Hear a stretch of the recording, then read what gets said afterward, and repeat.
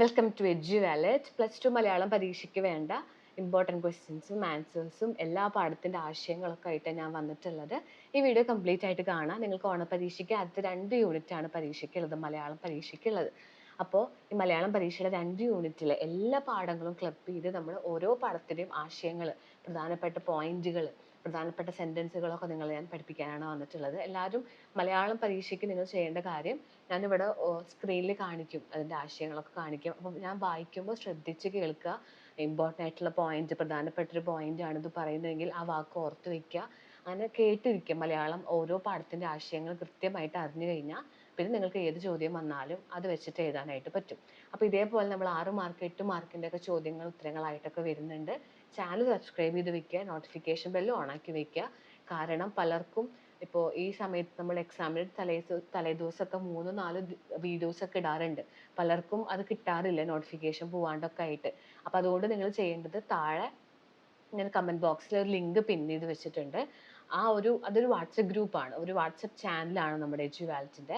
അതിൽ ജോയിൻ ചെയ്ത് കഴിഞ്ഞാൽ നിങ്ങൾക്ക് +2 മലയാളം ഇതുപോലെ ഓരോ പാഠത്തിൻ്റെയും ചോദ്യങ്ങളും ഉത്തരങ്ങളും ഞാൻ ഓൾറെഡി ചെയ്തിട്ടുണ്ട്.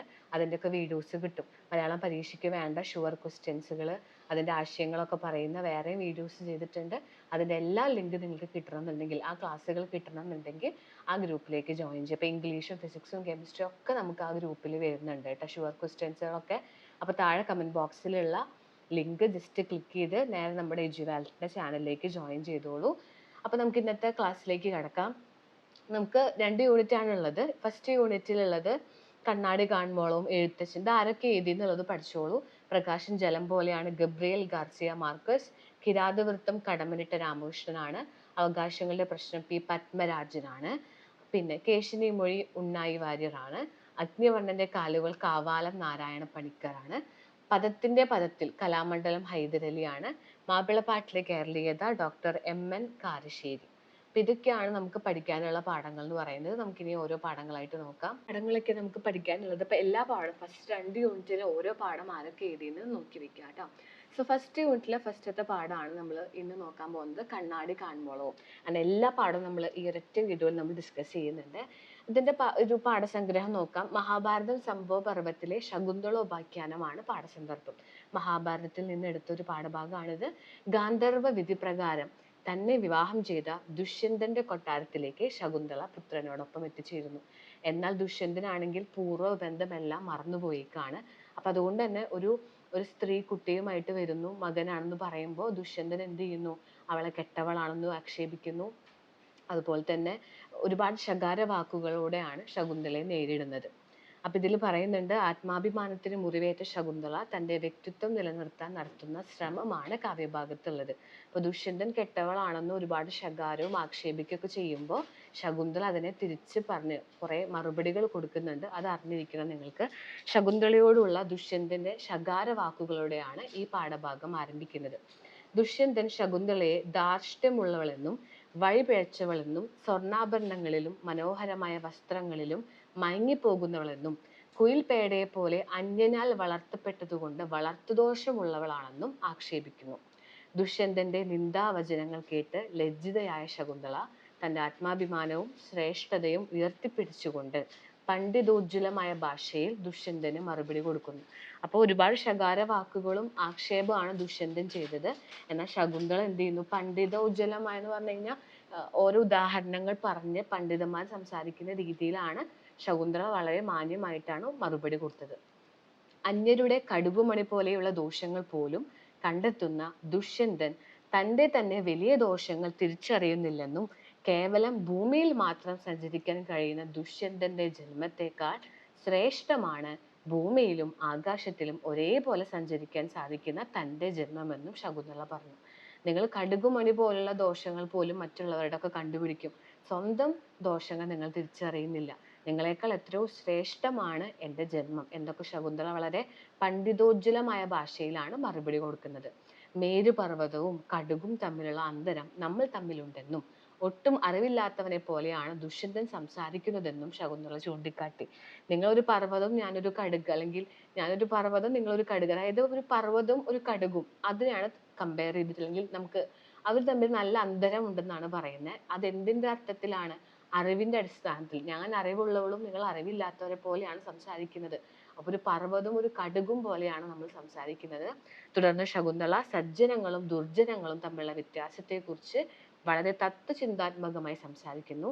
സ്വന്തം വൈരുദ്ധ്യം തിരിച്ചറിയാത്ത ദുർജനങ്ങൾ എപ്പോഴും മറ്റുള്ളവരുടെ കുറ്റങ്ങൾ പറഞ്ഞു നടക്കുകയും സ്വന്തം കുറ്റങ്ങൾ തിരിച്ചറിയുകയുമില്ലെന്നും. ദുർജനങ്ങൾ എന്ന് പറഞ്ഞാൽ അങ്ങനെയാണ്, സ്വന്തം തെറ്റ് തിരിച്ചറിയില്ല, ബാക്കിയുള്ളവരുടെ കുറ്റങ്ങൾ പറഞ്ഞു നടക്കും. അപ്പൊ സജ്ജനങ്ങൾ മറ്റുള്ളവരുടെ കുറ്റങ്ങൾ കണ്ടെത്തി നിന്ദിക്കുകയില്ലെന്നും ശകുന്തള പറയുന്നു. നല്ല ആൾക്കാരാണെങ്കിൽ മറ്റുള്ളവരുടെ കുറ്റം കണ്ടു എന്നുണ്ടെങ്കിൽ അത് കണ്ടെത്താനും അത് നിന്ദിക്കാനും നിൽക്കില്ല. അപ്പൊ നിങ്ങൾ ഒരു ദുർജനമാണ് എന്നാണ് പറഞ്ഞു വരുന്നത്.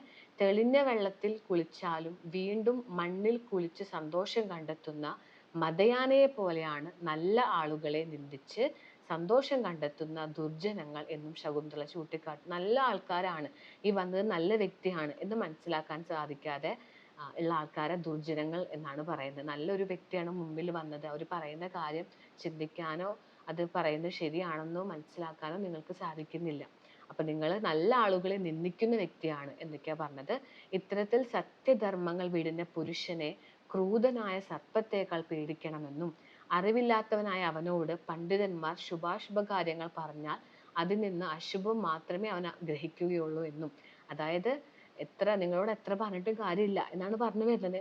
എത്ര സത്യങ്ങൾ തുറന്നു പറഞ്ഞാലും ഈ സത്യം ധർമ്മം മനസ്സിലാക്കാൻ സാധിക്കാത്ത, സത്യധർമ്മങ്ങൾ വെടിഞ്ഞ അല്ലെങ്കിൽ ആ സത്യധർമ്മങ്ങളെ കയ്യിൽ മുറുകെ പിടിക്കാതെ ജീവിക്കുന്ന മനുഷ്യൻ പാമ്പിനേക്കാൾ പേടിക്കണം. അവരോട് എത്ര നല്ല നല്ല കാര്യങ്ങൾ പറഞ്ഞാലും അതിലെ അശുഭം മാത്രം, ശുഭമായ കാര്യങ്ങളാണ് പറയുന്നത്, പക്ഷെ അതിൽ നിന്ന് തെറ്റ് മാത്രം അല്ലെങ്കിൽ അശുഭം മാത്രമാണ് അവർ മനസ്സിലാക്കിയെടുക്കുക. അപ്പൊ അങ്ങനെയുള്ള വ്യക്തിയാണ് ദുഷ്യന്തൻ എന്നൊക്കെയാണ് ഇവിടെ നമ്മുടെ ശകുന്തള പറഞ്ഞു വരുന്നത്. അപ്പൊ ഇതാണ് ഈ ഒരു പാഠഭാഗം. നന്നായി വായിക്കുക, ഇമ്പോർട്ടൻറ്റ് ക്വസ്റ്റ്യൻ ആണ്. ഇതിൽ നിന്നൊരു മെയിൻ ചോദ്യം ഞാൻ നിങ്ങൾക്ക് ഇവിടെ കാണിക്കുന്നുണ്ട്. ഇതാണ് ഒരു മെയിൻ ചോദ്യം. നിന്നുടെ ജന്മത്തെക്കാൾ ശ്രേഷ്ഠം എന്നുടെ ജന്മം എന്ന് ശകുന്തള പറയാൻ ഇടയായ സാഹചര്യം. അപ്പൊ എഴുത്തച്ഛന്റെ മഹാഭാരതം കിളിപ്പാട്ടിലെ സംഭവപർവത്തിലെ ശകുന്തളോപാഖ്യാനമാണ് പാഠസന്ദർഭം എന്ന് എഴുതുക. എഴുത്തച്ഛനാണ് കേട്ടോ. മഹാഭാരതം കിളിപ്പാട്ടിൽ നിന്നാണ്. ഗാന്ധർവ വിധിപ്രകാരം തന്നെ വിവാഹം ചെയ്ത ദുഷ്യന്തന്റെ കൊട്ടാരത്തിലേക്ക് ശകുന്തള പുത്രനോടൊപ്പം എത്തിച്ചേരുന്നു. ദുഷ്യന്തൻ ശകുന്തളയുമായുള്ള പൂർവ്വബന്ധം മറന്നുപോയതിനാൽ പരുഷവാക്കുകൾ പറഞ്ഞ് ആക്ഷേപിക്കുന്നു. അമ്മയായ മേനക ഉപേക്ഷിച്ചതിനാൽ അന്യനാണ് ശകുന്തളയെ വളർത്തിയത്. അതുകൊണ്ട് തന്നെ ശകുന്തളയ്ക്ക് വളർത്തു ദോഷമുണ്ട്. കാക്കക്കൂട്ടിൽ വളർന്ന കുയിലിനെ പോലെ പരഭൃതയാണ്, അന്യനാൽ വളർത്തപ്പെട്ടവളാണ് എന്ന് ശകുന്തള അങ്ങനത്തെ സ്ത്രീയാണ് എന്ന് ദുഷ്യന്തൻ ആരോപിക്കുകയാണ്. ഇങ്ങനെ അപമാനിതയാകുന്ന ശകുന്തള തന്റെ ആത്മാഭിമാനം വീണ്ടെടുത്ത് തന്റെ ശ്രേഷ്ഠത ദുഷ്യന്തന്റെ മുന്നിൽ ഉയർത്തിക്കാട്ടുന്നു. രാജാക്കന്മാർ പോലും ആദരിക്കുകയും ബഹുമാനിക്കുകയും ചെയ്യുന്ന രാജമഹർഷിയായ വിശ്വാമിത്ര മഹർഷിയുടെ ദേവലോക സദസ്സിലെ അപ്സര സുന്ദരിയായ മേനകയുടെയും മകളാണ് താൻ.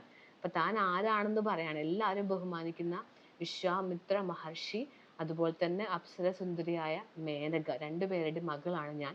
അതുകൊണ്ട് തന്നെ ഈ രണ്ടുപേരുടെയും സിദ്ധികൾ തനിക്ക് ലഭിച്ചിട്ടുണ്ട്. ദുഷ്യന്തൻ ഭൂമിയിൽ മാത്രം സഞ്ചരിക്കാൻ കഴിവുള്ള രാജാവാണ്. എന്നാൽ ഭൂമിയിലും ആകാശത്തിലും ഒരേപോലെ സഞ്ചരിക്കാൻ കഴിയുന്ന രണ്ട് ലോകത്തിലും സമ്മതയായവളാണ് താൻ. രണ്ട് ലോകത്തിലും എനിക്ക് അനുവാദമുണ്ട്.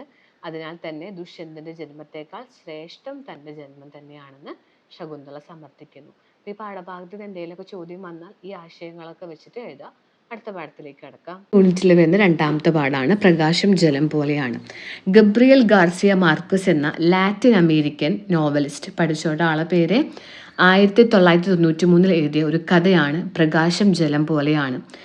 മാജിക്കൽ റിയലിസം എന്ന രചനാ സങ്കേതം ഉപയോഗിച്ചിട്ടാണ് ഈ കഥ എഴുതിയിട്ടുള്ളത്. എന്താ മാജിക്കൽ റിയലിസം എന്ന് പഠിച്ചു വെക്കുക. പേര് സൂചിപ്പിക്കുന്നത് പോലെ മാന്ത്രികതയുടെയും യാഥാർത്ഥ്യത്തിൻ്റെയും കൂടിച്ചേരലാണ് മാജിക്കൽ റിയലിസം. മാജിക്കും ആണ്, എന്നാൽ റിയലുമാണ്. യഥാർത്ഥമായ ഒരു കഥാസാഹചര്യത്തിൽ അത്ഭുതം നിറഞ്ഞതും അവിശ്വസനീയവുമായ സംഭവങ്ങൾ അനുഭവപ്പെടുത്തുന്നതാണ് ഈ സങ്കേതം. ശരിക്കും ഒരിക്കൽ നടക്കാൻ സാധിക്കാത്ത വളരെ അത്ഭുതം നിറഞ്ഞ ചില സംഭവങ്ങൾ പറയാം. ഇപ്പോൾ എന്താ പറയുക, വെളിച്ചം ഈ പാഠത്തിൽ പറയുന്നത് പ്രകാശം ഒഴുകിപ്പോകുന്നു എന്നാണ്. പ്രകാശം ശരിക്കും ഒഴുകില്ല, പക്ഷെ ഈ ഇവിടെ നമ്മൾ ശരിക്കും നമുക്കത് പറയുമ്പോൾ അല്ലെങ്കിൽ ആ ഒരു വരി പറയുമ്പോൾ നമുക്ക് ശരിക്കും അനുഭവപ്പെടും. ഇതിങ്ങനെ നമുക്ക് ശരിക്കും അവിടെ നടക്കുന്നത് പോലെ തോന്നും.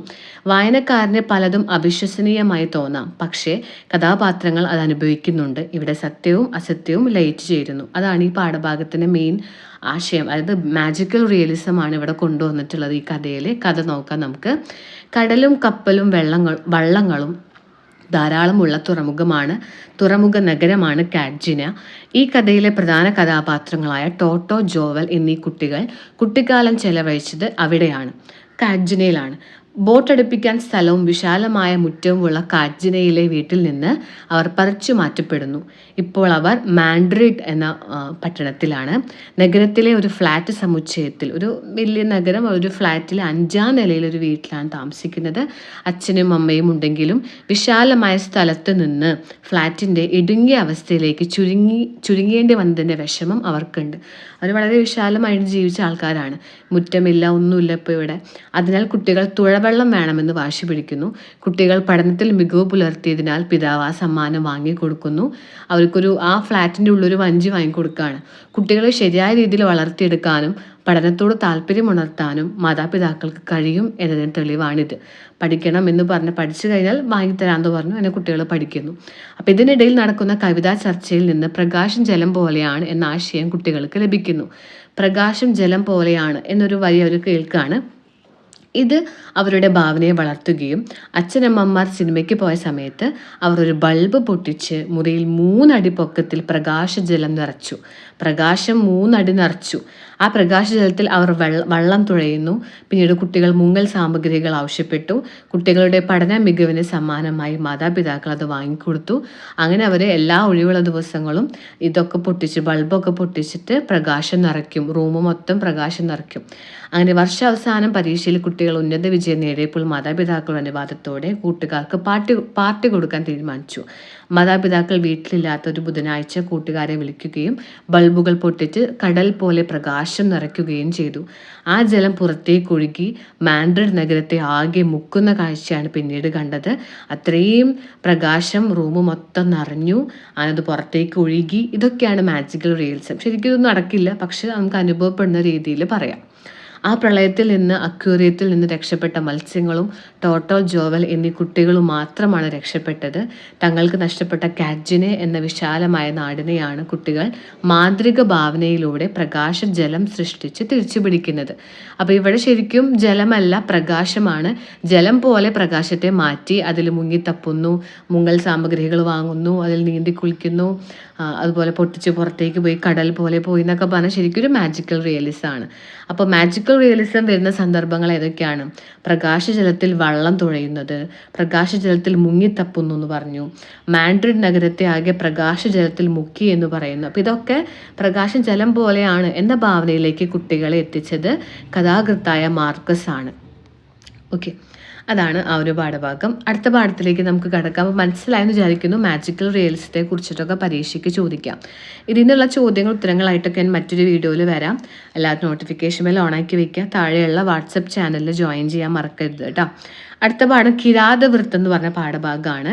ആധുനിക മലയാള കവികളിൽ പ്രമുഖനാണ് കടമ്മനിട്ട രാമകൃഷ്ണൻ.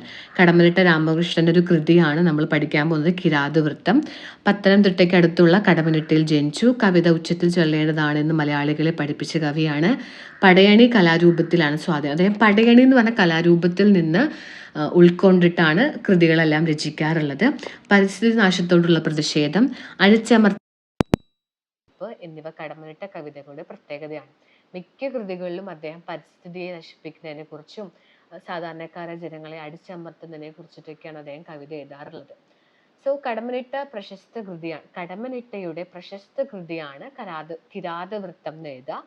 ഞാൻ ഒറ്റയടിക്കാണ് എല്ലാം പറയുന്നത്, അതുകൊണ്ടാണ് ഇടയ്ക്ക് മിസ്റ്റേക്ക് വരുന്നത്, സോറി. കടമ്മനിട്ടയുടെ പ്രശസ്ത കൃതിയാണ് കിരാതവൃത്തം. തരിശായി കിടക്കുന്ന തൻ്റെ പ്രകൃതിയിൽ നെഞ്ചു നീറി നിൽക്കുന്ന കാട്ടാളനെ അവതരിപ്പിച്ചുകൊണ്ടാണ് കവിത തുടങ്ങുന്നത്. കാട്ടിൽ ആള് നിൽക്കുന്നവനാണ് കാട്ടാളൻ. ഇതിനൊരു പ്രകൃതി, അതിലെല്ലാം നഷ്ടപ്പെട്ട് നിൽക്കുന്ന അതായത് നമ്മൾ പ്രകൃതിയെ നശിപ്പിക്കുക, അങ്ങനെ നിൽക്കുന്ന ഒരു കാട്ടാളൻ. ആ കാട്ടാളന്റെ പകയാണ് ഈ ഒരു കവിതയിൽ കാണാൻ പറ്റുക. കാട്ടിൽ ആള് നിൽക്കുന്നവനാണ് കാട്ടാളൻ. അവന് പ്രകൃതിയുടെ പുത്രനാണ്. ആകാശവും മലകളുമാണ് അവന്റെ മാതാപിതാക്കൾ. ഇവയൊക്കെ നഷ്ടപ്പെട്ട അവൻ ഈറ്റപ്പുലിയുടെ ഈറനണിഞ്ഞ കണ്ണുകളോടെയും നാട്ടാളനോടുള്ള പ്രതികാരത്തിന്റെ തീപ്പന്തം നെഞ്ചിൽ കുത്തിയുമാണ് നിൽക്കുന്നത്. ഇതൊക്കെ നഷ്ടപ്പെട്ടപ്പോൾ ഈറ്റപ്പുലിയുടെ ഈറനണിഞ്ഞ കണ്ണുകൾ എന്ന് പറഞ്ഞാൽ അത്രയും ദേഷ്യത്തിലും അത്രയും വിഷമത്തിലുമാണ്, ഈറ്റപ്പുലി പോലെയാണ് നിൽക്കുന്നത്. അതുപോലെ തന്നെ നാട്ടാളൻ എന്ന് പറഞ്ഞാൽ നാട്ടിലെ ജനങ്ങളോടുള്ള പ്രതികാരം നെഞ്ചിൽ കുത്തിയിട്ടാണ് അദ്ദേഹം നിൽക്കുന്നത്. പ്രകൃതിയുടെ കനൽവിളി അവന്റെ ഉള്ളിൽ ഒരു ചാട്ടുളിയായി തറയ്ക്കുന്നു. കണയേറ്റ കരിമ്പുലി പോലെയും ഉരുൾപൊട്ടിയ മാമലയെ പോലെയും രൗദ്രഭാവം കൈക്കൊള്ളുന്ന കാട്ടാളൻ തന്റെ നഷ്ടപ്പെട്ട പ്രകൃതിയെ തിരിച്ചു പിടിക്കാൻ ശ്രമിക്കുന്നു. അതായത് ഉരുൾപൊട്ടിയ മല പോലെ അങ്ങനെയാണ്, അല്ലെങ്കിൽ ഒരു കരിമ്പുലി പോലെ അത്രയും ദേഷ്യത്തിൽ അത്രയും രൗദ്ര ഭാവത്തോട് കൂടിയിട്ടാണ് കാട്ടാളൻ നിൽക്കുന്നത്. തന്നെ നഷ്ടപ്പെട്ട പ്രകൃതിയെ തിരിച്ചു പിടിക്കണം എന്നുള്ള ആഗ്രഹത്തോടു കൂടി. നെഞ്ചത്ത് പന്തം കുത്തി നിൽക്കുന്ന കാട്ടാളൻ പടയണിയിലെ ഭൈരവി കോലത്തിന്റെ രൂപമാണ്. ഇവിടെ കാട്ടാളൻ എന്ന് പറയുമ്പോൾ പടയണിയിൽ വരുന്ന ഭൈരവി എന്ന് പറഞ്ഞ കോലത്തിനെ പോലെയാണ് ഇവിടെ സാമ്യപ്പെടുത്തിയിട്ടുള്ളത്. കടലിന്റെ വേരു പറിക്കാൻ കാട്ടാളൻ തുനിയുന്നു.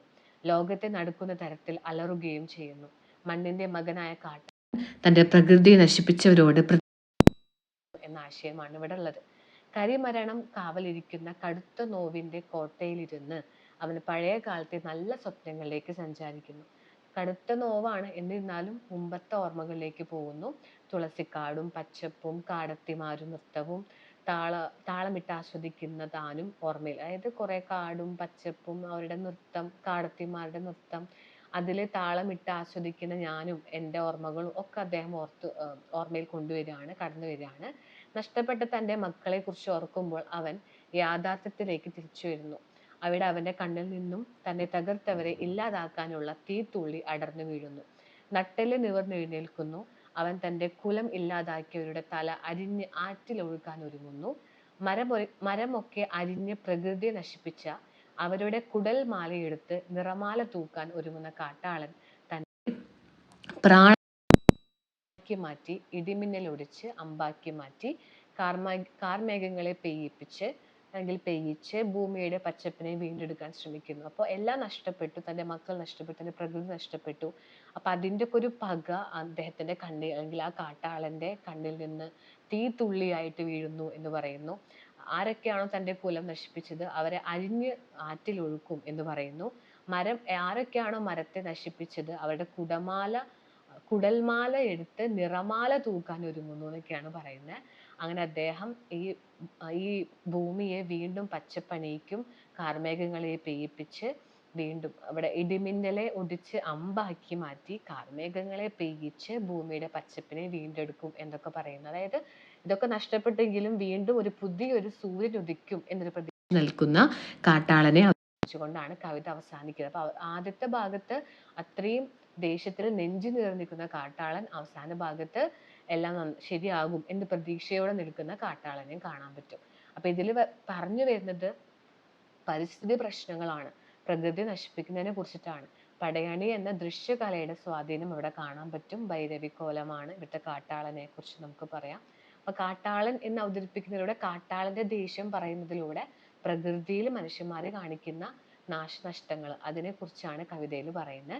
അതിന് പടയണി എന്ന് പറയുന്ന ഒരു ദൃശ്യകലയെ ഒരുപാട് സ്വാധീനിച്ചിട്ടുണ്ട് ഈ കവിതയിലെ. നഷ്ടപ്പെട്ട പ്രകൃതി ആവിഷ്കരിക്കുന്നു.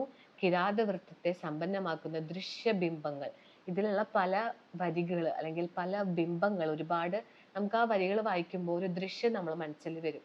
നെഞ്ചത്തൊരു പന്തം കുത്തി നിൽക്കുന്ന കാട്ടാളൻ, കറുകപ്പുൽത്തുമ്പത്തമ്പിളി കളമെഴുതിയ രാവുകൾ എന്ന് പറയുമ്പോൾ അങ്ങനെയുള്ള വരികളൊക്കെ കുറച്ച് ദൃശ്യബിംബങ്ങളാണ്. അതിൽ കൂടെ പല അർത്ഥങ്ങളും അതിൽ പറയുന്നുണ്ട്.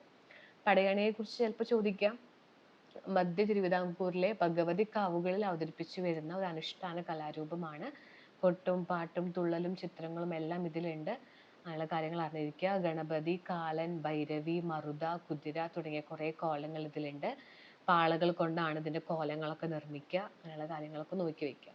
അടുത്ത പാഠം, നമ്മൾ ഒന്നാമത്തെ യൂണിറ്റിൽ അടുത്ത പാഠം അല്ലെങ്കിൽ ലാസ്റ്റ് പാഠം അവകാശങ്ങളുടെ പ്രശ്നം എന്നുള്ളതാണ്. ഇപ്പൊ നമ്മൾ കണ്ണാടി കാണുവോളവും പ്രകാശം ജലം പോലെയാണ് കിരാതവൃത്തം അവകാശങ്ങളുടെ പ്രശ്നത്തിലേക്ക് നമ്മൾ എത്തി. പി പത്മരാജന്റെ അവകാശങ്ങളുടെ പ്രശ്നം എന്ന കഥ അസ്തിത്വ നഷ്ടം, അന്യതാബോധം എന്നീ ആശങ്കകൾ ഊന്നൽ നൽകുന്ന രചനയാണ്.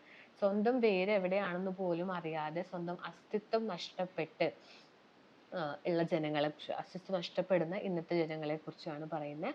മരിച്ചവരുടെ ഛായാചിത്രങ്ങൾ മാത്രം വിൽക്കുന്ന ഒരു തെരുവിലേക്ക് മാതാപിതാക്കളുടെ ഫോട്ടോ അന്വേഷിച്ചുകൊണ്ട് ദിവാകരൻ എന്ന് പറയുന്ന ഒരു കഥാപാത്രം എത്തുന്നുണ്ട്. സ്വന്തം അച്ഛൻ്റെ അമ്മയുടെ ഫോട്ടോ അന്വേഷിച്ചു വരിക. എണ്ണം പറയാൻ പറ്റാത്ത അത്രയും കടകളും അസംഖ്യം ഫോട്ടോകളും രാവും പകലും തുറന്നിരിക്കുന്ന കടകളും ആ തെരുവിന്റെ പ്രത്യേകതയാണ്. തെരുവ് ദിവാകരനെ ആശയക്കുഴപ്പത്തിലാക്കുകയും പരിഭ്രമിപ്പിക്കുക. കുറേ ചിത്രങ്ങൾ കാണുന്നതിൽ ഏതാണെന്ന് മനസ്സിലാക്കാൻ പറ്റുന്നില്ല, അദ്ദേഹം പരിഭ്രമിക്കുന്നു. അപ്പൊ ഇവിടെ വാണിജ്യവൽക്കരണത്തെ കുറിച്ചാണ് പറയുന്നത്, അല്ലെങ്കിൽ കമ്പോളത്തിൽ നടക്കുന്ന ചതികൾ, കച്ചവടങ്ങളിൽ മാർക്കറ്റുകളിൽ നടക്കുന്ന ചതികളെ കുറിച്ചിട്ടൊക്കെയാണ് ഇവിടെ പറയുന്നത്. അവസാനം തിരയുന്ന ചിത്രങ്ങൾക്കെല്ലാം ഒരേ ഛായ തോന്നുന്നിടത്ത് ദിവാകരൻ എത്തുന്നുണ്ട്. രാത്രി ആയപ്പോൾ എല്ലാ കടകളും വെളിച്ചം കൊണ്ട് നിറഞ്ഞപ്പോഴും അദ്ദേഹത്തിന് യഥാർത്ഥ ചിത്രങ്ങൾ തിരഞ്ഞെടുക്കാൻ സാധിക്കാതെ വരുന്നു. പ്രഭാതമാവാറായപ്പോൾ 2 കുട്ടികൾ കടയിലേക്ക് കയറി വരികയും അവർ ദിവാകരന്റെ അടുത്തെത്തുകയും അവർ അന്വേഷിച്ച ഫോട്ടോ ദിവാകരനാണെന്ന് കടക്കാരനോട് പറയുകയും ചെയ്യുന്നു. അതായത് ദിവാകരൻ ഒരു ചിത്രം അന്വേഷിച്ചിട്ടാണ് വന്നത്, ആ ചിത്രം കിട്ടിയില്ല. 2 കുട്ടികൾ അവരുടെ അച്ഛനും അമ്മയുടെ ഫോട്ടോ തപ്പി നടക്കുമ്പോഴാണ് ദിവാകരനെ കാണുന്നത്. ഈ ചിത്രമാണ് വേണ്ടതെന്ന് പറയുന്നു. അതായത് ദിവാകരൻ അവിടെ ഒരു ചിത്രമായിട്ട് മാറാണ്. ചിത്രം തപ്പി തപ്പി നടന്നിരുന്ന, ചിത്രം തിരഞ്ഞു നടന്നിരുന്ന ദിവാകരൻ അവസാനം ഒരു ചിത്രമായിട്ട് മാറുകയാണ്. കടക്കാരൻ എന്ത് ചെയ്യുന്നു? ഒരു മടിയും കൂടാതെ ദിവാകരനെ പൊതിഞ്ഞു കൊടുക്കുന്നു. ഇതൊക്കെ ഒരു മാജിക്കൽ റിയലിസം എന്ന് പറയാം, അല്ലെങ്കിൽ നടക്കാത്ത കാര്യമാണ്. എന്നിരുന്നാലും ഇവിടെ സൂചിപ്പിക്കുന്നത് ചിത്രം വാങ്ങാൻ എത്തി ചിത്രമായി മാറുന്ന ദിവാകരൻ. അപ്പൊ ഇവിടെ ഉപഭോഗ സംസ്കാരത്തിന്റെ ക്രൂരമായ മുഖം, ഒരുപാട് പ്രശ്നങ്ങളും അതുപോലെ തന്നെ കുറെ കള്ളത്തരങ്ങൾ നടക്കുന്ന കച്ചവടക്കാരുടെ സ്വാർത്ഥതയെ കുറിച്ചിട്ടൊക്കെയാണ് ഇതിൽ പറയുന്നത്. എല്ലായിടത്തും ഒരുപാട് വലിയ വലിയ മാർക്കറ്റുകൾ, കച്ചവടങ്ങൾ തുടങ്ങുന്നു. അവിടെ എല്ലാം വഞ്ചന, ചതി, കളവൊക്കെ നടക്കുന്നു. അപ്പോൾ ഉപഭോഗ സംസ്കാരത്തിന്റെ ക്രൂരമായ മുഖം ഇതിലുണ്ട്. കഥയിലെ കച്ചവടക്കാരൻ സ്വാർത്ഥതയുടെ പ്രതിനിധിയാണ്. ഉപഭോക്താവിന്റെ ഇഷ്ടങ്ങൾ പരിഗണിക്കാതെ ഉൽപ്പന്നങ്ങളുടെ പ്രളയത്തിൽ അവനെ ഇല്ലാതാക്കാൻ ശ്രമിക്കുകയാണ്. സ്വന്തം ഞാൻ എന്തിനാ വന്നേന്ന് പോലും മനസ്സിലാക്കാൻ പറ്റാത്തത്രയാണ് ഇന്നത്തെ കച്ചവടം. ദിവാകരനും കുട്ടികൾക്കും ഫോട്ടോയുമായി ഉള്ളത് വൈകാരിക ബന്ധമാണ്. സ്വന്തം പൈതൃകത്തിന്റെ അന്വേഷണമാണ്. സ്വന്തം വേര് തപ്പി നടക്കുകയാണ് അവരെ. ദൃശ്യഭാഷയോട് അടുത്ത് നിൽക്കുന്ന ഒരു ഭാഷയാണ് ഇതിലുള്ളത്. നാടകീയമായിട്ടുള്ള ആഖ്യാനമാണ്. ചലച്ചിത്രകാരനായ പത്മരാജന്റെ സർഗാത്മക വ്യക്തിത്വം നിഴലിക്കുന്നുണ്ട്. പത്മരാജനാണ് ഇത് എഴുതിയിട്ടുള്ളത്. അപ്പോ ക്ലിയർ ആയെന്ന് വിചാരിക്കുന്നു. ഇതിലൊക്കെയുള്ള പ്രധാന ചോദ്യങ്ങൾ, ഇതിലൊക്കെ 8 മാർക്ക് 6 മാർക്കിനൊക്കെ ചോദ്യങ്ങൾ വരുന്നൊരു പാഠഭാഗമാണ് കേട്ടോ. അവകാശങ്ങളുടെ പ്രശ്നം, പ്രകാശം ജലം പോലെയാണ്. 2നും 6 8 മാർക്കിനൊക്കെ ചോദ്യങ്ങൾ ഉണ്ടാവും. അത്തരം ചോദ്യങ്ങൾ ഉത്തരങ്ങളായിട്ടൊക്കെ ഞാൻ വരാം. അടുത്ത വീഡിയോ അങ്ങനത്തെയാണ്. സോ രണ്ടാമത്തെ യൂണിറ്റ് നമുക്ക് നോക്കാം. രണ്ടാമത്തെ യൂണിറ്റിൽ ഒരു കാക്കരശ്ശി നാടകം പറയുന്നുണ്ട്. മെയിൻ പാഠം കേശിനി മൊഴിയാണ്. കേശിനി മൊഴി എന്ന് പറയുന്നത് കഥകളി എന്ന ദൃശ്യകലയുടെ സാഹിത്യ വിഭാഗമായ ആട്ടക്കഥയെ പരിചയപ്പെടുക എന്നതാണ് ഈ പാഠഭാഗത്തിലൂടെ ലക്ഷ്യം വെക്കുന്നത്. കേശിനി മൊഴി എന്ന് പറഞ്ഞാൽ ശരിക്കും അതൊരു ആട്ടക്കഥയാണ്. ആട്ടക്കഥയിൽ നിന്ന് എടുത്ത, അതായത് ഉണ്ണായി വാര്യർ ആട്ടക്കഥയിലെ 4ാം ദിവസത്തിൽ നിന്നെടുത്ത, അതായത് ഉണ്ണായി വാര്യരുടെ നളചരിതം എന്ന് പറയുന്ന ആട്ടക്കഥ. മറ്റേത് മഹാഭാരതത്തിലായിരുന്നു കണ്ണാടി കാൺമോളവും. ഇതെന്താണ്? നളചരിതം ആട്ടക്കഥയിലെ 4ാം ദിവസത്തിൽ നിന്നെടുത്ത ഒരു ഭാഗമാണ് കേശിനി മൊഴി എന്ന് പറയുന്ന പാഠഭാഗം. ഉണ്ണായി വാര്യരാണ് എഴുതിയിട്ടുള്ളത്. ഋതുപർണനോടൊപ്പം തേരാളിയായി വന്നത് നളൻ തന്നെയാണ് എന്ന് ഉറപ്പുവരുത്തുന്നതിനായി ദമയന്തി വിദഗ്ധയായ തോഴി കേശിനിയെ പറഞ്ഞയക്കുന്നു.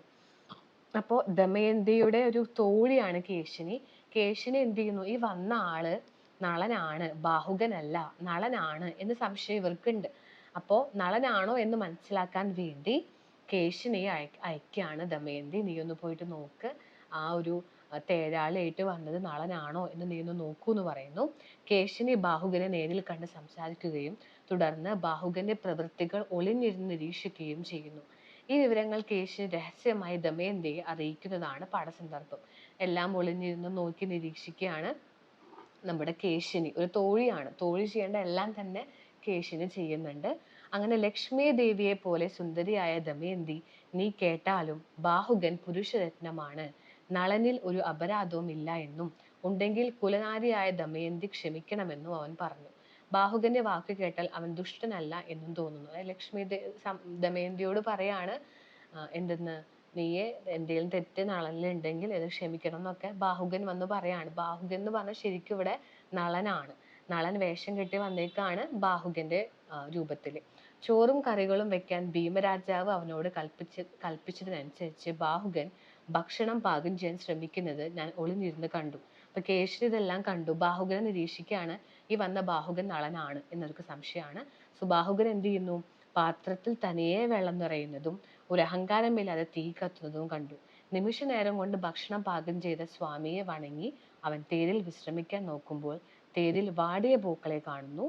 അവ വെറുതെ തൊടുമ്പോഴേക്കും പൂക്കൾ ശോഭയോടെ തിളങ്ങുന്നതായിട്ടും കണ്ടു. അപ്പൊ ഇതൊക്കെ പറഞ്ഞു വരുന്നത് നളൻ തന്നെയാണ്. വെറുതെ വെള്ളം താനെ നിറയുന്നു, തീ കത്തുന്നു, വേഗം ഭക്ഷണമാവുന്നു, പൂക്കൾ വിടരുന്നു. ഇതൊക്കെ ചെയ്യാൻ കഴിയുന്നത് നളനാണ്. സോ വന്നത് ബാഹുകനല്ല, നളനാണ് എന്ന് കേശിനി ദമയന്തിയോട് പോയിട്ട് പറയുന്നു. അപ്പൊ കേശിനിയുടെ കഥാപാത്ര നിരൂപണം ചോദിക്കാം.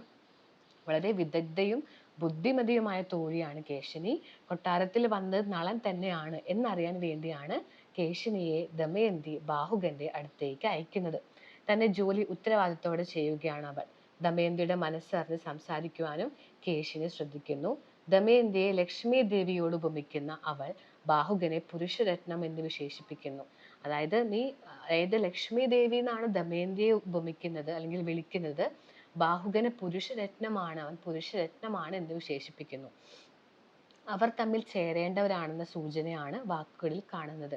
നിങ്ങൾ രണ്ടുപേരും ഒരുമിക്കണം, നളൻ ചെയ്ത തെറ്റുകളൊക്കെ പൊറുക്കണം എന്നൊക്കെ കേശിനി പറഞ്ഞ് ഉപദേശിക്കുകയാണ്. നളൻ നിരപരാധിയാണെന്നും ഇനി തെറ്റ് നളന്റെ ഭാഗത്തുണ്ടെങ്കിൽ കുലനാരിയായ ദമയന്തി ക്ഷമിക്കണമെന്നും പറയുന്നതിലൂടെ കേശിനിക്ക് മനസ്സറിഞ്ഞ് കാര്യങ്ങൾ പ്രവർത്തിക്കാനുള്ള കഴിവുണ്ടെന്ന് മനസ്സിലാക്കാം. ഉത്തരവാദിത്ത ബോധമുള്ള, യജമാന സ്നേഹമുള്ള, പ്രിയങ്കരമായ വാക്കുകൾ പറയാൻ അറിയുന്ന ഒരു നല്ല തോഴിയാണ് കേശിനി. അപ്പോൾ ഒരേ സമയം കവിതയെയും അരങ്ങിനെയും ലക്ഷ്യം വെക്കുന്ന ഒരു ഭാഷയാണ് ഇതിലുള്ളത്. കഥാപാത്രത്തിന് ഇണങ്ങുന്ന ഭാഷയാണ്. സംസ്കൃതവും മലയാളവും ചേർന്ന ഒരു ഭാഷ ശൈലിയാണ് ഉപയോഗിച്ചിട്ടുള്ളത്. സന്ദർഭത്തിന് യോജിക്കുന്ന വിധം പ്രാസവും ഉപയോഗിച്ചിട്ടുണ്ട്. അടുത്ത പാഠം അഗ്നിവർണ്ണന്റെ കാലുകളാണ്. ഇതൊരു നാടകമാണ്. ജീവിതത്തെ എല്ലാ സ്വാഭാവികതയോടും കൂടി പ്രത്യക്ഷപ്പെടുത്തുന്ന കലയാണ് നാടകം. അത് ശരിക്കും നടക്കുന്ന കാര്യങ്ങളെല്ലാം തന്നെ പച്ചയായി കാണിക്കുന്ന ഒന്നാണ് നാടകം. ഈ കല ജനങ്ങളോട് നേരിട്ട് സംവദിക്കുന്നു. നേരിട്ട് ജനങ്ങൾ കാണുന്ന ഒന്നാണ് അഭിനയിക്കുന്നതൊക്കെ. പച്ചയായ ജീവിതങ്ങളാണ് നാടകങ്ങളിൽ അവതരിപ്പിക്കുന്നത്. ഇതിൽ തനത് നാടകം കേരളത്തിലെ തനതു കലാരൂപങ്ങളിൽ നിന്ന് സാരാംശം ഉൾക്കൊണ്ട് രൂപപ്പെടുത്തിയ നാടക സങ്കേതമാണ് തനതു നാടകവേദി. തനതു നാടകം എന്ന് പറഞ്ഞ സംഭവമുണ്ട്. അതിൽ രംഗവേദി, അഭിനയം, അവതരണം, സംഗീതം, വേഷവിധാനം, ഇതിലെല്ലാം ഒരു തനത് നാടകം മറ്റു നാടകങ്ങളിൽ നിന്നൊക്കെ വ്യത്യസ്തമായിട്ടാണ് ഉണ്ടാവുക. സംഭാഷണത്തിനപ്പുറം ശരീരം കൊണ്ടുള്ള താളാത്മകമായിട്ടുള്ള അഭിനയമാണ്. ശരീരം കൊണ്ടാണ് അഭിനയിക്കുക. തുറസ്സായ രംഗവേദിയാണ്. പാട്ടും കൊട്ടും ആട്ടും എല്ലാം ചേർന്നതാണ് തനത് നാടകം. അങ്ങനെ തനത് നാടകത്തിൽ എഴുതിയിട്ടുള്ള ഒരു പാഠഭാഗമാണ് അഗ്നിവർണ്ണന്റെ കാലുകൾ. സമകാലിക രാഷ്ട്രീയ അന്തരീക്ഷം നിരൂപണം ചെയ്ത നാടകമാണ് അഗ്നിവർണ്ണന്റെ കാലുകൾ. ഇന്നത്തെ കാലത്തെ രാഷ്ട്രീയ അന്തരീക്ഷം, ഭരണരൂപം, ഭരണകർത്താക്കൾ ചെയ്യുന്ന കാര്യങ്ങൾ, അവർ ചെയ്യുന്ന തെറ്റുകൾ, അതെല്ലാം കാണിക്കുന്ന ഒരു നാടകമാണ് അഗ്നിവർണ്ണന്റെ കാലുകൾ എന്ന് പറയുന്നത്. നാരായണ പണിക്കരുടെ നാടകമാണിത്. സൂര്യവംശത്തിലെ രാജാവായിരുന്ന അഗ്നിവർണ്ണൻ വളരെ മോശം രാജാവാണ്. അതായത് ഒരു രാജ്യം അല്ലെങ്കിൽ ഒരു വംശം, അതിലെ രാജാവ് അഗ്നിവർണ്ണൻ. പക്ഷെ അദ്ദേഹം വളരെ മോശപ്പെട്ട ആളാണ്. ഒരു കർത്തവ്യം ചെയ്യുന്നില്ല. പ്രജകളെ കാണാത്ത രാജാവായിരുന്നു. ഈ പുരാണ കഥയെ ആസ്പദമാക്കി ശക്തമായ സാമൂഹിക രാഷ്ട്രീയ വിമർശനമാണ് ഈ നാടകത്തിലൂടെ നാടകകൃത്ത് അവതരിപ്പിക്കുന്നത്. വിദൂഷകൻ, ഗായക സംഘം, കേവലരാമൻ, ചിന്താരാമൻ, കൊത്തുവാൾ, രാജഗുരു, അടിച്ചുതളിക്കാരി എന്നിവരാണ് ഇതിലെ പ്രധാന കഥാപാത്രങ്ങൾ. സിംഹാസനത്തിൽ രാജാവിന് പകരം 2 മരക്കാലുകളും ഉണ്ട്. ഈ മരക്കാലുകൾ നിശ്ചലമായ ഭരണവ്യവസ്ഥയുടെ പ്രതീകമാണ്. രാജാവില്ല, പകരം 2 മരക്കാലുകൾ മാത്രമേ ഉള്ളൂ. ഇതിൽ വിദൂഷകനെ കുറിച്ച് ചോദിക്കുകയാണെങ്കിൽ ആദ്യം രംഗത്ത് വരുന്നു, മരക്കാലുകളെ പരിചയപ്പെടുത്തുന്നു. രാജാവിന്റെ ഉറ്റ തോഴനാണ് താനെന്ന് പറയുന്നു. വിശപ്പ് മാറ്റാൻ തങ്ങൾ എന്തു ചെയ്യണമെന്ന് സാധാരണ ജനങ്ങളുടെ ചോദ്യത്തിന് പരിഹസിക്കുകയും രാജാവിനെ പ്രകീർത്തിക്കാൻ പ്രേരിപ്പിക്കുകയും ചെയ്യുന്നു. അതായത് വിദൂഷകൻ ചെയ്യുന്നത് രാജാവിനെ ഒന്ന് ഉയർത്തണം, രാജാവിനെ എല്ലാവരും ഉയർത്തി പറയണം എന്നാണ്. എന്നാൽ ഞങ്ങൾക്ക് പട്ടിണിയാണ്, വിശപ്പ് മാറ്റാൻ എന്താ ചെയ്യണം എന്ന് ജനങ്ങൾ ചോദിക്കുമ്പോൾ അവർക്ക് ഉത്തരമില്ല. കേവലരാമൻ, സാധാരണ ജനങ്ങളുടെ പ്രതിനിധിയാണ് കേവലരാമൻ. അതിവിനയം പ്രകടിപ്പിക്കുന്നു. സാധാരണക്കാരുടെ നിലപാടുകൾ കേവലരാമനിലൂടെയാണ് നാടകത്തിൽ. സാധാരണക്കാരുടെ പ്രശ്നങ്ങളെല്ലാം പറയുന്നത് കേവലരാമനിലൂടെയാണ്. ചിന്താരാമൻ ബുദ്ധിജീവി ഭാവം ഉള്ള കഥാപാത്രമാണ്. എന്ത് വന്നാലും ഞാൻ നോക്കിക്കോളാം എന്ന് കേവലരാമനോട് പറയുന്നുണ്ട്. എങ്കിൽ ചിന്താരാമൻ എന്ന് പറഞ്ഞാൽ എല്ലാം ഞാൻ നോക്കിക്കോളാം എന്ന് പറയുന്ന ആളാണ്. എങ്കിലും തന്റെ നിലനിൽപ്പിന് കോട്ടം വരാത്ത നിലപാട് സ്വീകരിക്കുന്നുണ്ട്. നിയമവ്യവസ്ഥയെക്കുറിച്ച് അറിവുള്ളത് കൊണ്ട് അധികാരത്തിൽ യാതൊരു ഭയവുമില്ല. കൊത്തുവാൾ എന്ന് പറഞ്ഞാൽ നിയമരാമൻ എന്നറിയപ്പെടാൻ സ്വയം ആഗ്രഹിക്കുന്ന ഒരാളാണ്. ഭരണത്തിന്റെയും അധികാരത്തിന്റെയും ചിഹ്നമായ ദണ്ഡ് അദ്ദേഹം ഉപയോഗിക്കുന്നുണ്ട്. രാജഗുരു തന്ത്രശാലിയാണ്. അധികാര പ്രയോഗത്തിന് കിട്ടുന്നത്ര അവസരങ്ങൾ ഉപയോഗിക്കുന്നു. രാജാവിനോട് കൂടുതൽ അടുപ്പമുള്ളത് തനിക്കാണെന്നും അവകാശപ്പെടുന്നു. ഇതിൽ ഏറ്റവും പ്രധാനപ്പെട്ട ഒരു കഥാപാത്രമാണ് അടിച്ചുതളിക്കാരി. എല്ലാത്തരം തിന്മകളെയും ഇല്ലാതാക്കാൻ വന്ന അടിസ്ഥാന വർഗത്തിന്റെ പ്രതി. ലാസ്റ്റ് അവസാനം ആ ഒരു കൊട്ടാരം മൊത്തം അടിച്ചു തളിക്കാരി വരുന്നു. അവരവരുടെ കടമ ചെയ്യുന്നു. ഒരു അടിച്ചുതളിക്കാരി പോലും അവരുടെ കടമ കൃത്യമായി ചെയ്യുന്നു. എന്നിട്ട് അവിടെയുള്ള മരക്കാലുകൾ എടുത്തു മാറ്റുന്നു. അതായത് എല്ലാ തിന്മകളെയും ഇല്ലാതാക്കാൻ വന്നൊരു പ്രതിനിധിയായിരുന്നു അടിച്ചുതളിക്കാരി. അവളുടെ ആയുധം ചൂലാണ്. അങ്ങനെ സാധാരണക്കാരന്റെ പ്രശ്നങ്ങൾ മനസ്സിലാക്കാത്ത, അറിവില്ലെങ്കിലും അതുണ്ടെന്ന് നടിക്കുന്ന ഭരണവർഗത്തെയും അധികാരശക്തി സാധാരണക്കാരുടെ മേൽ പ്രയോഗിക്കുന്ന ഉദ്യോഗസ്ഥ വിഭാഗങ്ങളുടെയും അതിശക്തമായി വിമർശിക്കുന്ന ഒരു നാടകമാണിത്. അറിവുണ്ട് എന്ന അറിവില്ലെങ്കിലും അത് ഉണ്ടെന്ന് നടിക്കുക, എനിക്ക് നല്ല അറിവാണ്, അല്ലെങ്കിൽ സാധാരണക്കാരായ ജനങ്ങളെ അടിച്ചമർത്തുക, ഇതൊക്കെ ചെയ്യുന്ന ഒരു ജനവിഭാഗത്തെയാണ് ഇവിടെ വിമർശിക്കുന്നത്. എല്ലാം സഹിച്ചു ജീവിക്കുന്ന പൊതുസമൂഹം ഒരു ദിവസം തിരുത്തൽ ശക്തിയായി മുന്നിലേക്ക് വരും എന്നതിന്റെ തെളിവാണ് അടിച്ചുതളിക്കാരി. ഇതൊക്കെ സഹിക്കുന്നുണ്ടെങ്കിൽ ജനങ്ങൾ ഇതിനെല്ലാം എതിർക്കും, പ്രതിഷേധിക്കും എന്ന് ഈ ഒരു പാഠഭാഗത്ത് പറയുന്നുണ്ട്. അപ്പോൾ സമൂഹത്തിൽ അനിവാര്യമായി തീർന്ന ഒരു ശുദ്ധീകരണ പ്രക്രിയ, നമ്മുടെ സമൂഹത്തിലെ വെറുതെ ഇരിക്കുന്ന, കർത്തവ്യങ്ങൾ ചെയ്യാത്ത, കടമകൾ മനസ്സിലാക്കാത്ത ഭരണകർത്താക്കൾ ഉണ്ടെങ്കിൽ അവരെ ശുദ്ധീകരണം ചെയ്യണം, അല്ലെങ്കിൽ ശുദ്ധീകരിക്കണം എന്നൊക്കെയാണ് ഈ പാഠത്തിലെ ആശയം. ഓക്കെ, അടുത്ത പാഠം പദത്തിന്റെ പദത്തിലുണ്ട് മാപ്പിളപ്പാട്ടിന്റെ കേരളീയത. 2 പാഠഭാഗമാണ് ഉള്ളത്. രണ്ടാമത്തെ യൂണിറ്റ് 2 യൂണിറ്റ് കംപ്ലീറ്റ് ആവാറായി. പദത്തിന്റെ പദത്തിൽ എന്ന് പറയുന്നത് ഇതിലെ കഥകളി സംഗീതത്തെ കുറിച്ചിട്ടാണ് കൂടുതലും പറയുന്നത്. അനേകം കലാരൂപങ്ങൾ അടങ്ങിയ ഒരു ക്ലാസിക് കലയാണ് കഥകളി. അതിൽ പ്രധാനപ്പെട്ടതാണ് കഥകളി സംഗീതം. കഥകളിയിലെ സംഭാഷണമാണ് പാട്ട്. കഥകളിയിലെ അവർ പറയുന്ന വർത്താനം അല്ലെങ്കിൽ സംഭാഷണമാണ് പാട്ട്. കഥകളി സംഗീതം എന്ന് പറഞ്ഞു കഴിഞ്ഞാൽ കലാമണ്ഡലം ഹൈദരലിയെ കുറിച്ചിട്ടാണ് ഈ പാഠഭാഗത്തിൽ പറയുന്നത്. അതായത് കഥകളി സംഗീതജ്ഞനായിട്ടുള്ള കലാമണ്ഡലം ഹൈദരലി. ഹൈദരലിയുടെ ജനനം 1946 വടക്കാഞ്ചേരിക്കടുത്ത് ഓട്ടുപാറയിലാണ്. വളരെ ചെറുപ്പത്തിൽ തന്നെ ഉമ്മ ഉപേക്ഷിച്ച ഹൈദരലിയെ 5 വയസ്സുവരെ വളർത്തിയത് ഉപ്പയായിരുന്നു. വളരെ ദാരിദ്ര്യം അനുഭവിച്ച കുടുംബമായിരുന്നു അവരുടേത്. പാട്ടുകൾ പാടിക്കൊടുത്താണ് ഉപ്പ വളർത്തിയത്. ഹൈദരലിക്ക് 5 വയസ്സുള്ളപ്പോൾ ഉപ്പ മരിച്ചുപോയി. ബാപ്പയുടെ മരണത്തിന്റെ കാരണക്കാരൻ എന്ന കുറ്റവും ഹൈദരലി കേൾക്കേണ്ടി വന്നു. പണ്ടത്തെ കാലഘട്ടമാണ്. അങ്ങനെ കലാമണ്ഡലം ഹൈദരലി എന്ത് ചെയ്യുന്നു? ഹൈദരലിയുടെ സംഗീത വാസന തിരിച്ചറിഞ്ഞ CP ആന്റണി, ശിവരാമൻ നായർ എന്നിവരുടെ സഹായത്താൽ അദ്ദേഹം കലാമണ്ഡലത്തിൽ എത്തിപ്പെട്ടു. നമ്പീശനാശാനും ശിവരാമനാശാനുമാണ് ഗുരുക്കന്മാർ. രണ്ടുപേർക്കും ഹൈദരലിയെ വലിയ താല്പര്യമായിരുന്നു. പാട്ട് വേഗം പഠിച്ചെടുക്കാനുള്ള കഴിവ് ഹൈദരലിക്കുണ്ടായിരുന്നു. പക്ഷേ ജന്മം മുതൽ അനുഭവിക്കേണ്ടി വന്ന അവഗണന കലാമണ്ഡലത്തിലും തുടർന്നുള്ള കലാജീവിതത്തിലും അദ്ദേഹത്തിന് ഏറ്റുവാങ്ങേണ്ടി വന്നു. ജാതി മതത്തിന്റെ പേരിലുള്ള വിവേചനം. എങ്കിലും കഥകളി സംഗീതത്തെ ആത്മാവിഷ്കാരമാക്കി മാറ്റിയ അതുല്യ പ്രതിഭയാണ് അദ്ദേഹം. മലയാള മനസ്സിൽ സ്വന്തം ഇടം കല കൊണ്ടും ജീവിതം കൊണ്ടും കണ്ടെത്തിയ ഈ കലാകാരൻ 2006 കലാമണ്ഡലത്തിലേക്കുള്ള യാത്രക്കിടെ മരണപ്പെട്ടു. മനുഷ്യൻ നിർമ്മിച്ച അതിർവരമ്പുകളെ കല മായ്ച്ചു കളയുന്നു എന്നതിന് ഉദാഹരണമാണ് ഹൈദരലിയുടെ ജീവിതം. വളരെ ഇമ്പോർട്ടന്റ് ലൈനാണ് കേട്ടോ. ഈ വരി തരും. മനുഷ്യൻ നിർമ്മിച്ച അതിർവരമ്പ്, ജാതി മതത്തിന്റെ പേരിൽ മനുഷ്യന്മാരുണ്ടാക്കിയ വരമ്പുകൾ അല്ലെങ്കിൽ വേർതിരിവിനെ കലയിലൂടെ മായ്ച്ചു കളയാൻ പറ്റും. കലയ്ക്ക് മുന്നിൽ എല്ലാവരും തുല്യമാണ് എന്നതിന്റെ ഉദാഹരണമാണ് കലാമണ്ഡലം ഹൈദരലി. അടുത്ത പാഠഭാഗം അദ്ദേഹത്തെ കുറിച്ച് ചോദിക്കാം കേട്ടോ. ഇതിനുള്ള കൂടുതൽ ചോദ്യങ്ങളും ഉത്തരങ്ങളും മറ്റൊരു വീഡിയോയിൽ ഞാൻ കൊണ്ടുവരുന്നുണ്ട്. 6 മാർക്ക് 8 മാർക്കിന്റെ ഒക്കെ. അടുത്തത് ലാസ്റ്റ് പാഠം മാപ്പിളപ്പാട്ടിന്റെ കേരളീയത. കേരളത്തിലും ലക്ഷദ്വീപ് സമൂഹങ്ങളിലും അധിവസിച്ചിരുന്ന മുസ്ലിങ്ങളുടെ ഗാന സാഹിത്യ പാരമ്പര്യമാണ് മാപ്പിളപ്പാട്ട്. അവർ ആശയവിനിമയത്തിനായി പരിഷ്കരിച്ച അറബി ലിപിയിൽ മലയാളം എഴുതിപ്പോന്നു. അറബി മലയാളം എന്ന് പറയും. അറബി ലിപിയിലെ മലയാളം എഴുതിപ്പോന്നു. ഈ ഭാഷയിൽ ധാരാളം കൃതികൾ രചിക്കപ്പെട്ടു. അതിലെ പദ്യകൃതികളാണ് മാപ്പിളപ്പാട്ടുകൾ. ഇതിലേറ്റവും പ്രശസ്തനാണ് പുലിക്കോട്ടിൽ ഹൈദർ. മാപ്പിളപ്പാട്ട് രചയിതാക്കളിൽ വ്യത്യസ്തനാണ് ഹൈദർ. അദ്ദേഹം കേരളീയവും സമകാലികവുമായ പ്രമേയങ്ങൾക്കാണ് പ്രാധാന്യം നൽകിയത്. നാടൻ ഭാഷയിലാണ് പാട്ടുകൾ എഴുതിയത്. ഏറനാടൻ ശൈലിയാണ് ഉപയോഗിച്ചിരുന്നത്. അദ്ദേഹത്തിന്റെ രീതി, അതായത് അദ്ദേഹം എങ്ങനെയാണ് ഒരു കൃതി എഴുതുന്നത്, എങ്ങനെയാണ് അദ്ദേഹം പാട്ടുകൾ എഴുതുന്നതാണ് ഇവിടെ പറയുന്നത്. വാമൊഴിയെ, നമ്മൾ സംസാരിച്ചുകൊണ്ടിരിക്കുന്ന കാര്യങ്ങളെ വാമൊഴിയെ പറഞ്ഞു വന്ന കാര്യങ്ങൾ യാതൊരു മാറ്റവും വരുത്താതെ പാട്ടിൽ സ്വീകരിച്ചു. മാപ്പിളപ്പാട്ടിലെ സാമൂഹിക പരിഷ്കരണം ലക്ഷ്യമാക്കിയാണ് അദ്ദേഹം രചനകൾ നടത്തിയത്. ജീവിത പുരോഗതിക്ക് തടസ്സമായി നിന്ന എല്ലാ ആചാരവിശേഷങ്ങളെയും അദ്ദേഹം വിമർശിച്ചു. പൊങ്ങച്ചം, സ്ത്രീകളുടെ നൊമ്പരം, അനീതി തുടങ്ങിയവയെല്ലാം അദ്ദേഹത്തിന്റെ വിമർശനത്തിന് വിഷയങ്ങളായിരുന്നു. താൻ ജീവിച്ച കാലഘട്ടത്തെ വിമർശിക്കാനും പരിഹസിക്കുവാനും പരിഷ്കരിക്കുവാനും വേണ്ടി തന്റെ രചനാശേഷി ഉപയോഗിച്ച വ്യക്തി. സ്വന്തം സമൂഹത്തിൽ എന്തൊക്കെ പ്രശ്നങ്ങളുണ്ടോ അതെല്ലാം മാറ്റണം എന്ന ആഗ്രഹമുള്ള വ്യക്തിയാണ്. അത് അദ്ദേഹം സമൂഹത്തിലെ പ്രശ്നങ്ങൾ സ്വന്തം കവിതകളിലൂടെ അല്ലെങ്കിൽ മാപ്പിളപ്പാട്ടുകളിലൂടെ അദ്ദേഹം ആവിഷ്കരിച്ചു. ഒറ്റപ്പാട്ടുകൾ എഴുതുന്നതാണ് അദ്ദേഹത്തിന്റെ ശീലം. ഒരു നിമിഷ കവി കൂടിയാണ് അദ്ദേഹം എന്ന് കുഞ്ചൻ നമ്പ്യാർ. നിമിഷ കവി എന്ന് പറഞ്ഞാൽ ഒരു നിമിഷം കൊണ്ട് കവിത എഴുതാൻ കഴിവുണ്ട്. അതാണ് അദ്ദേഹം. ഒറ്റപ്പാട്ടുകളാണ് അദ്ദേഹം എഴുതാറുള്ളത്. അദ്ദേഹത്തിന്റെ പ്രധാനപ്പെട്ട മാപ്പിളപ്പാട്ട് വിഭാഗങ്ങൾ പഠിച്ചു വെക്കുക. മാലപ്പാട്ട്, കത്തുപാട്ട്, കെസ്സുപാട്ട്, പടപ്പാട്ട്, ഒപ്പനപ്പാട്ട് ഒക്കെ കേട്ടോ. കത്തുപാട്ട് എന്ന് പറഞ്ഞാൽ കത്ത് പാട്ടിലാക്കി എഴുതുന്നതാണ് കത്തുപാട്ട്. കത്തായി വായിക്കാനും പാട്ടായി പാടാനും പറ്റുന്നതാണ് ഇത്. ഏറ്റവും പ്രചാരം നേടിയ കത്തുപാട്ട് ദുബായ് കത്തുപാട്ടാണ്.